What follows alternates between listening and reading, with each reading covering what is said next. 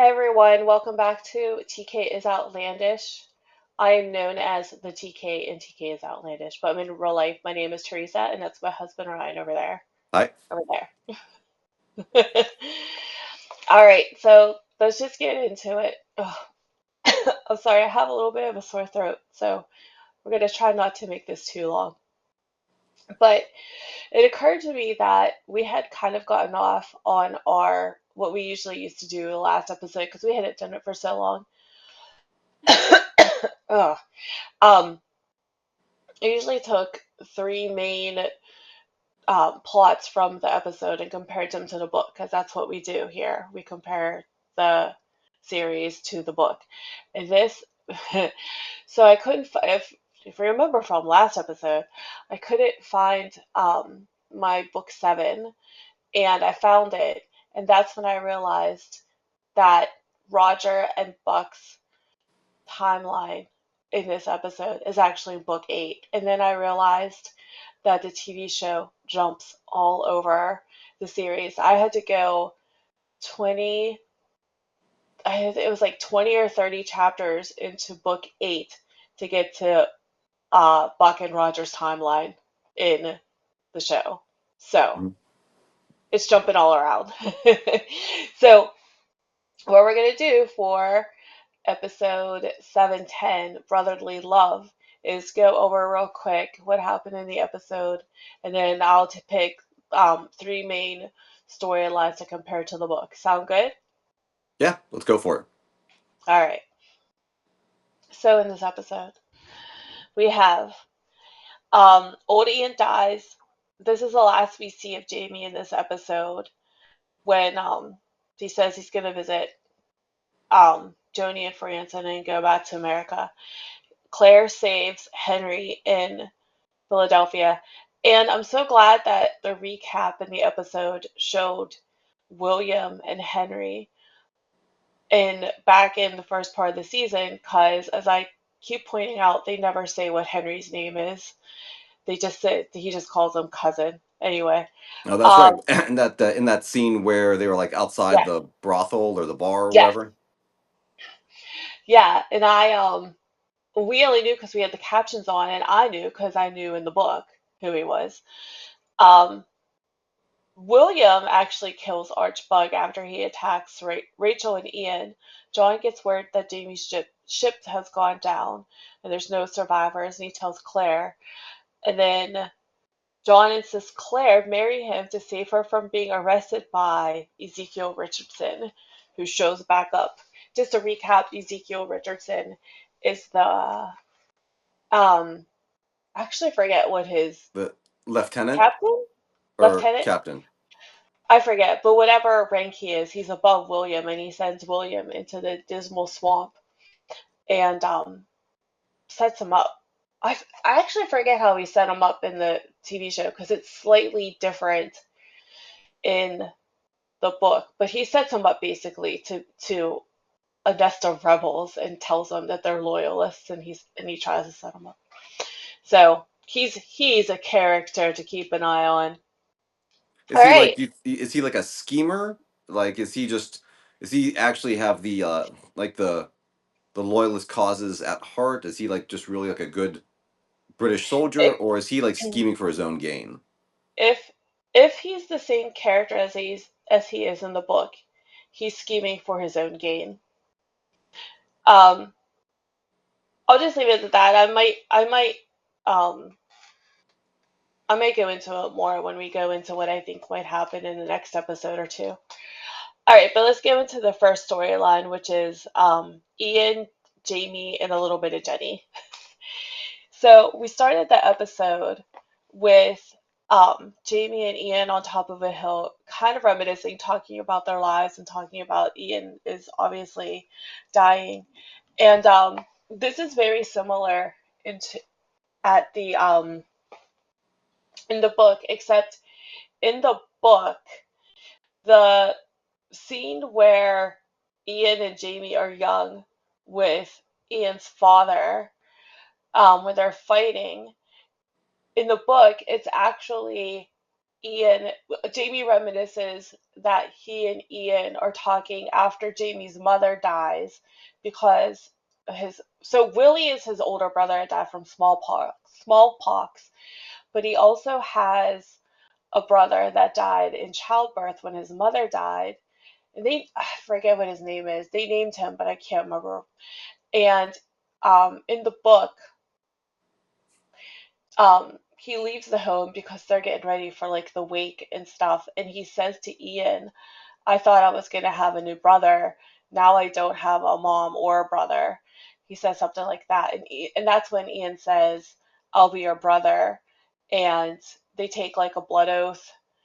Um, and I was actually really looking forward to a scene playing out like that, except when I read it, it reminded me very much of this scene on the bottom with Marta and Jamie. And the color's a little off because I got this online. I could not, I know this scene happened, and I could have sworn it happened at the beginning of one of the episodes of season 5.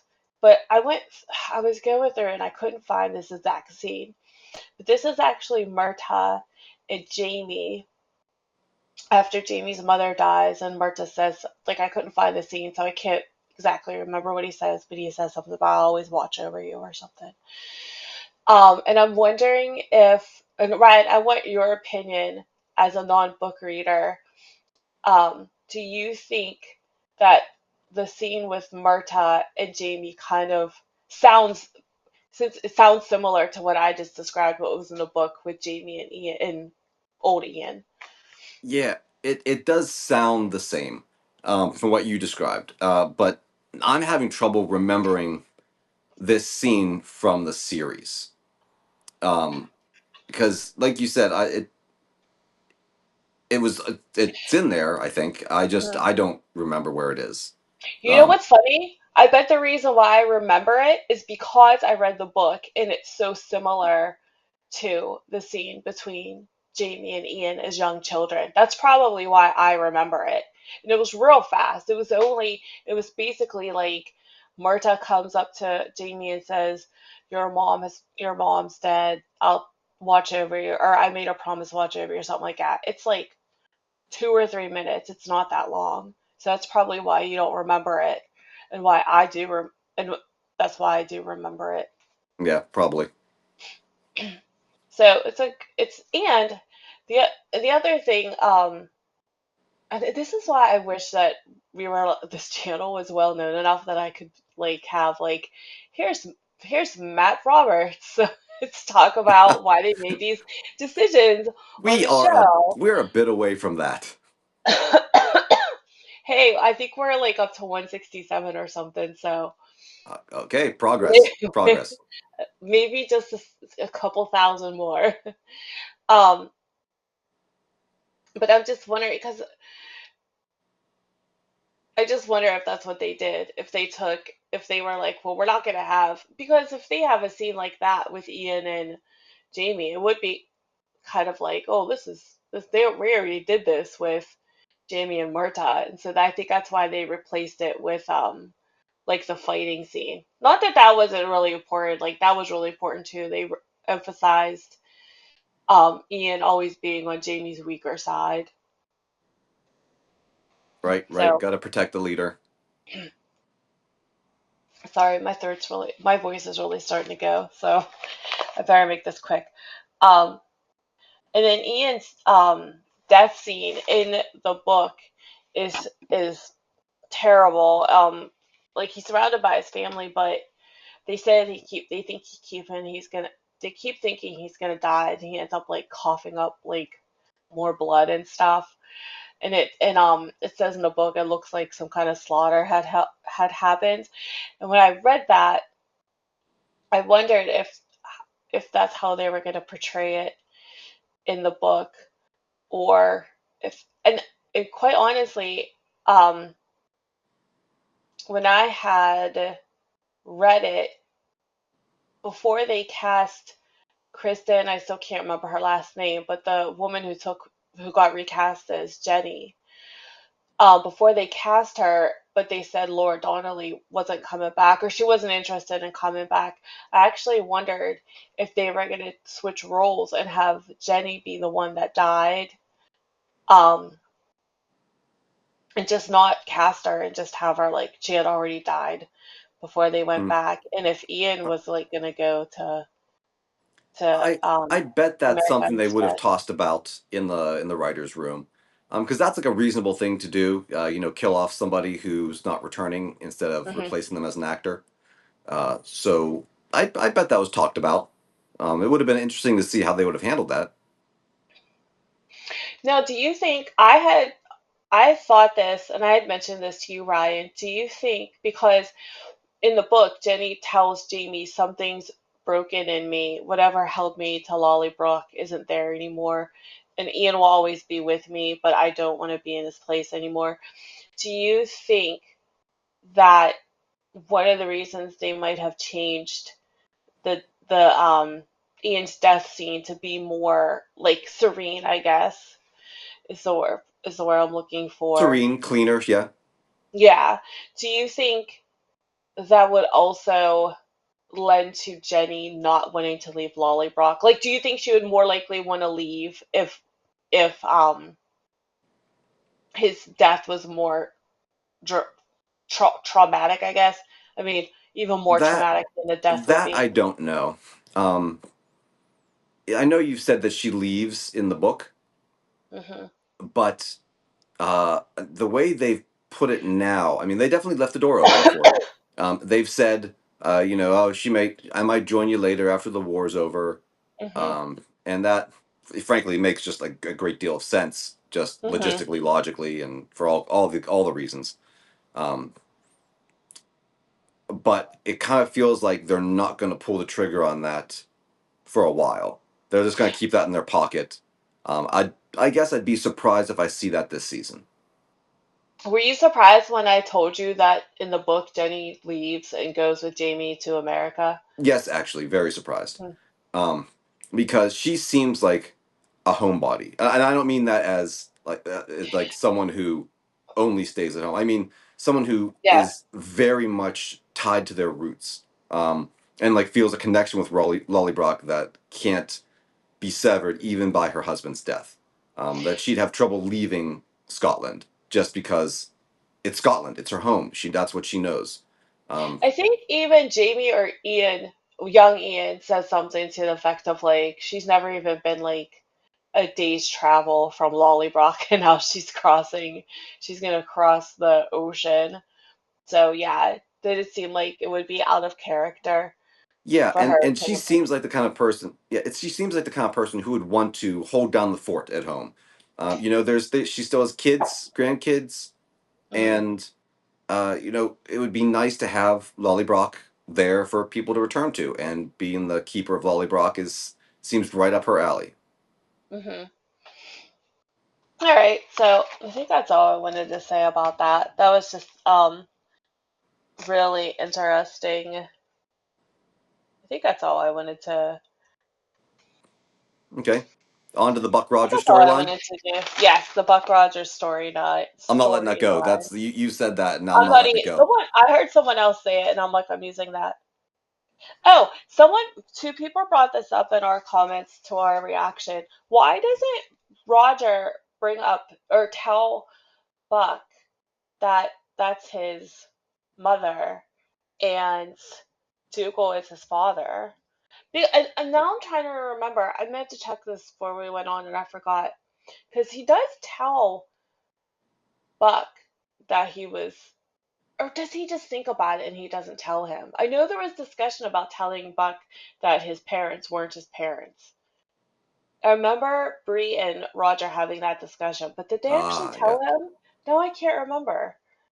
That's one of those things I think might be better left unsaid. You don't want to mess with like timelines and parents and things like that. You don't want to mess Yeah. with not being born. The other reason I thought maybe is because Roger wasn't, or Buck, Roger was having a hard enough time not being like what the hell? And Yeah, I'm like, if he and Roger's a little more used to this than Buck. I thought maybe if he told him, Buck would just be like, "Mom" or something. I don't. Yeah, I think I have a little more faith in Buck than that. Hmm. But he definitely show it more. And even like Roger already feels like he's fighting with his inner monologue versus what actually comes out of his mouth. I keep saying I love his inner monologue, and I do. He's just so funny. He's like, "Am I a sightseer, sir?" Yes, yes, you can say that. It's just Well, like, it's interesting that they're using that mechanism to tell us mhm, narrative mechanism, because uh, they've Matt Roberts, the producer, has talked about this at length in earlier podcasts that mhm, they didn't want to do voiceover for yeah, exposition and narrative from Claire or Jamie, because they, even though that's the way it was in the book, that's just the way a book reads. mhm, Um, and they thought about doing that, and then they kind of thought better of it. mhm, So now that they're actually doing this with Roger, and understandably, I think it's great. I think it's hilarious. I think mhm, it's good. I'm glad they're doing it. But it's interesting that they decided to finally pull that card out now. mhm. I From the interviews I've seen with Richard Rankin, I feel like his Roger's inner dialogue like really reflects Richard Rankin's personality. Um, and you're right because like there's not a lot of like Claire has it the most, and even she doesn't have like a ton. Jamie only had it very few times during the series, and Roger, I think the only time he might have had it, and I don't even remember if he did have it or if it was just the flashbacks when he got hung at the end of in season 5. I don't even remember if he had voiceovers or if it was just like the flashbacks or like a visual. I want to say he did, but yeah, I It can't seems like remember. he would have, but I really don't remember. I can't pull out a particular instance. So here's something in the book that potential spoil. Do you have the potential spoiler I always have banner? potential spoilers ready. Okay, so I'm thinking maybe this character just won't show up. But in the book, okay, so Roger says she's killed 5 husbands. So the husbands she has killed in the series was, I think Greg was her first husband's name, Duncan, and highly suspiciously probably killed Abernathy down in Jamaica. In the book, while Roger's looking for Jem, he comes across like a village, and someone tells him that there was like a healer woman. I forget, conjure woman. I forget what are those words they call her, and that she was married, and then one day she disappeared, and they went up there, and there was a man hanging, dead, and they think it was her husband. And she disappeared. So the way they described her, Roger, did they say she went to Cranesmere? I can't remember, but Roger like assumed it was um, Galus. But even if you count that husband, which they don't mention in the series, but they mention in the book, who were the 5 husbands? I cannot figure it out. They just don't mention them all. Did she did she say she killed a husband in France too? I gotta go back because but even that wouldn't add up to 5. That would still be 4 because they don't mention the husband she had before she went to Cranesmuir. That's I don't know actually. That's actually I a good almost question. I almost feel like they might have filmed a scene and ended up editing it out that answered that question because it's like really bothering me, and I don't know if somebody else noticed that. Let me know. Like I totally missed the part where Roger um, doesn't tell um, Buck that Galus is his mother. So the other thing, okay, so this is the potential spoiler. along with that is there's a character they meet named Hector McEwen, and he ends up being a traveler, and he has like this healing power, and he heals um Buck's heart. And there's like the way they describe it in the book is he has like this glowing blue light, and it's hinted at in the episode Faith, where Mr. Raymond comes to Claire and she says she pictured blue light, and that's when they should. I do remember that. Yeah. Okay, you were looking at me like I don't know what you're talking about, No, no, no, and no, they no. showed like the I, heron. yes, I remember that part, and I'm giving you the funny look because I'm wondering a healing time traveler, Yeah, like he does like voodoo and so that's the thing. There's some kind of healing power that travelers, maybe not all travelers have, but this Hector has it. I think he was from the I want to say 1830s when he came back. I think he was a doctor in his life, like before he went through the stones. And it's also hinted at in the book when Claire tries to save Melva's baby. She says she sees like a blue light. But I don't think that they're going to show that because I remember who was the guy that Ron D. Moore? Is that yeah, who I'm thinking of? Ronald Moore. Okay, Yeah, Ronald Moore. He was saying that he didn't want to show them going through the stones because there was no way to do it without right, it being like hokey or whatever. right. So, so since they didn't show it in season 2 with Faith, and I can't remember what I think he left after season 3, or maybe it was season 4. They haven't hinted at it. I feel like they're not going to have this blue light healing storyline, but that's going to be curious because it, depending on how far they go into book 9, there's a really big part it plays on book 9, and it's part of what um, Nenaway had said in season 4 when she said Claire would come into her full power when her hair was That's white. that's been hanging over my head a bit because I've been thinking Yeah. about that. And they mention that every once in a while. Um, and I'm thinking, what power is it Yeah. just like wisdom, like eventually she's going to get so old and she'll be so knowledgeable that she'll just be like a miraculous healer Mhm. in that time period. Mhm. But now you're talking about like literal magic, Mhm. like like so yeah, I don't think they're going to do that. I think Okay. they've tried to shy away from anything that's overtly mystical.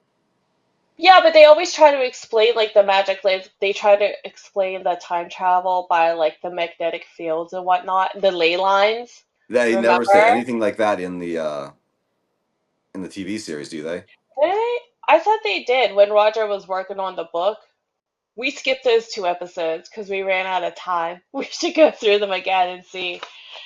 I can't. I could No, just no, look no. at You're my right. notes. You're right because I remember getting real excited because they started talking about ley lines and stuff, and I was like, "Oh my goodness, they're actually bringing in like real old school mysticism stuff in there," and like that was very Mm. cool. You're Okay. right. That's right. They did talk about that. So so that was my thing about Roger and Buck. And then um my next and final storyline I'm really going to touch on is Ian and Rachel and William, because in the book William actually saves Rachel twice, because before she finds Ian, Archibald grabs her again, and William stops him.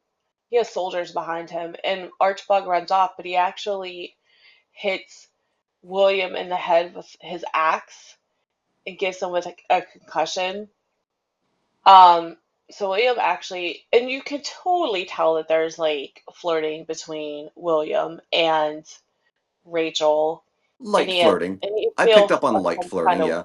feel some kind of way about her. But can I tell you that William in the book falls very easily for women? And one of the things is, I forget how old he is. He's like young. When he turns like I think 15 or 16, um, John actually takes him to a prostitute. Okay. So then he like falls in love with this prostitute. Okay. So he falls in love very easily. But part of me feels like if Jamie found out that John took William to a prostitute when he was like 15, he would not be happy about that. I He would feel like. probably not be happy about it. I mean, That would actually be a pretty funny conversation to hear between Jamie and John. yes, I should put that into AI and see what comes up. But um, like I don't think he cares. He's like, like Ian, whatever goes or whoever. But like, if he found out like his son, like Jamie, the you know, not prim and proper, but like the wouldn't had to be blackmailed into sleeping with with Geneva. Um, anyway, that's just a side story I want to throw out, and that William very, and then you'll find out that he very easily falls in love in the back. This is all very believable. Okay. Everything I've seen about William so far, all very believable. Mhm. So the next picture, this is something. Put up the banner. Ah, really? Yeah, just one more because I want to know, because book readers, I want to know what you think about this. Okay, Right. so bring up the next two pictures, please. All right. I just everyone at this point should just assume that this our entire video is just going to be the spoiler after spoiler. That's just I what know, this but I is. I try really hard. Okay. Okay, so that bottom picture is the actor who played John's brother, Hal, in season 3. He was only in 2 episodes, I think. So now so in the book, Hal comes. Excuse me. Hale's daughter actually comes. Her name's Dorothea or Dottie, and she's actually involved with um, Denzel or Denzel, however you want to pronounce it, because I feel like it changes in the show. But anyway, um, they're actually, I don't know if they're like involved or like they're engaged or they want to be engaged or whatever. So Dottie comes over to America to be with him, and then Hale shows up in book 8. And he's actually a really he's in a lot of book 8, and it's nice to see that interaction between him and Lord John.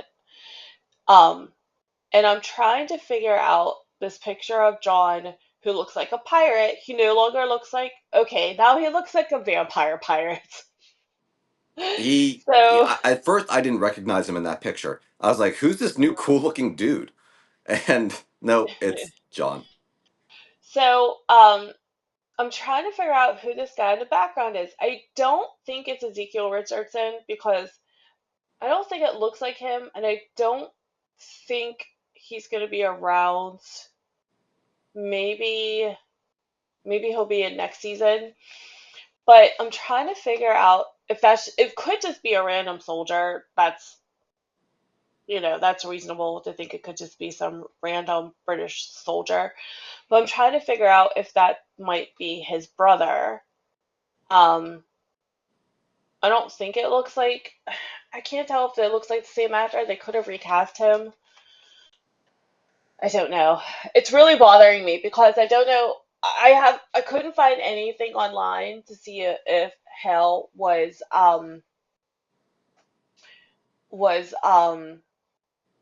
cast by any if anyone was cast in that role.